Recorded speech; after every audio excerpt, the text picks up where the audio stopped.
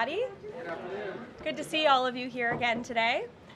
On Friday morning, President Trump will travel across the country to Anchorage, Alaska for a bilateral meeting with Russian President Vladimir Putin.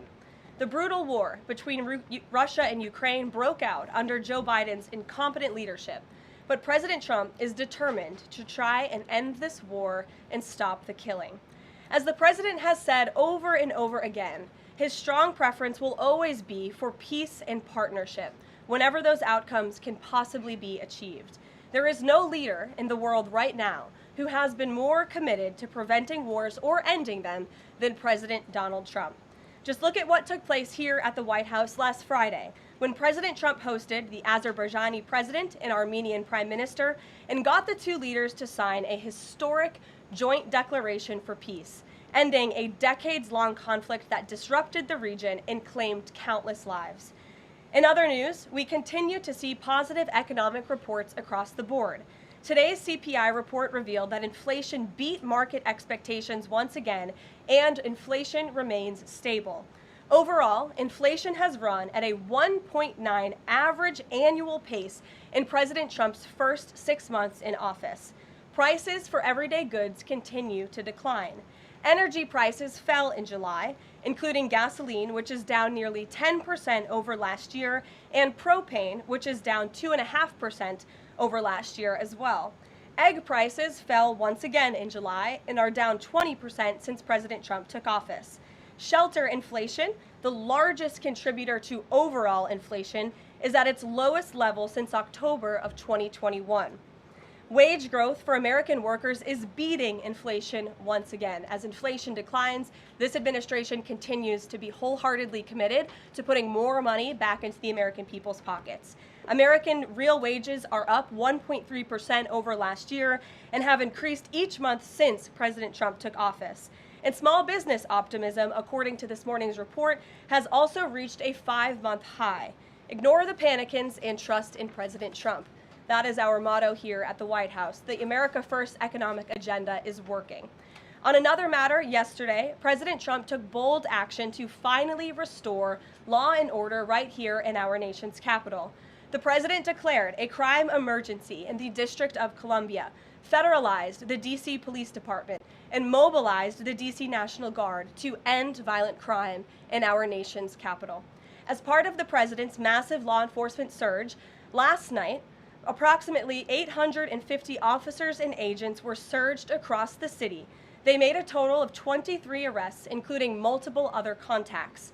Last night, these arrests consisted of homicide, firearms offenses, possession with intent to distribute narcotics, fare evasion, lewd acts, stalking, possession of a high-capacity magazine, fleeing to elude in a vehicle, no permits, driving under the influence, reckless driving, and a bench warrant. A total of 6 illegal handguns were seized off of District of Columbia streets as part of last night's effort. This is only the beginning. Over the course of the next month, the Trump administration will relentlessly pursue and arrest every violent criminal in the district who breaks the law, undermines public safety, and endangers law-abiding Americans. President Trump will not be deterred by soft-on-crime Democrats and media activists who refuse to acknowledge this rampant violence on our streets. He is going to make our nation's capital the most beautiful and safe city on earth, just as he promised on the campaign trail. Staying on the topic of public safety, the Trump administration continues to shatter records on border security. According to brand new numbers released this morning from Customs and Border Patrol, illegal crossings have fallen to all-time lows once again. Here were the records set in July. Again, these numbers were released this morning. The lowest monthly nationwide encounters ever, down nearly 90% from the monthly average under the Biden administration. The lowest monthly Border Patrol apprehensions nationwide ever, smashing the previous record set the prior month in June. The lowest monthly Southwest border apprehensions ever. The lowest daily apprehension average ever. The lowest single-day apprehensions ever.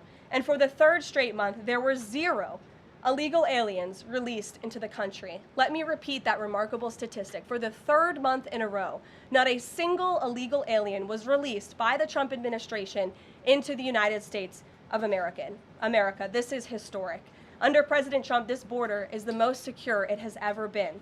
When you fortify the border, when you restore deterrence, and when you empower Border Patrol agents and our brave men and women in uniform to actually do their jobs to enforce our laws, like this president has, this is the incredible result. And in the interior of our country, criminal illegal aliens continue to be arrested and removed. Here are some of the criminals arrested by ICE in just the last few days. ICE Buffalo arrested an illegal alien from Jamaica convicted of attempted murder. ICE Buffalo also arrested an illegal alien from Ecuador convicted of leaving the scene of an accident resulting in death. ICE Houston arrested an illegal alien from Mexico convicted of manslaughter. ICE Newark arrested an illegal alien from Mexico convicted of the sexual assault of a minor. ICE Dallas arrested an illegal alien from Mexico convicted of assault causing bodily injury. And already the Trump administration has arrested more than 300,000 illegal aliens in 2025.